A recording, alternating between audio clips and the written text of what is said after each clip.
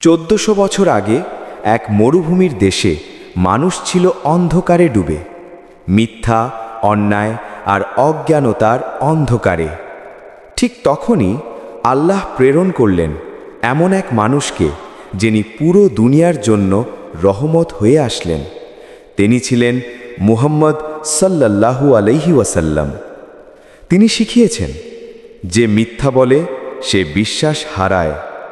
তোমার প্রতিবেশী যেন তোমার নিরাপত্তায় থাকে।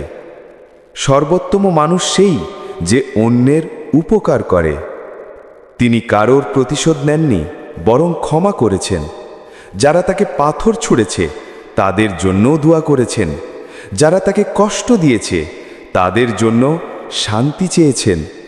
আজও যদি আমরা তার শিক্ষা মেনে চলি, পৃথিবীটা আবারও আলোয় ভরে উঠবে।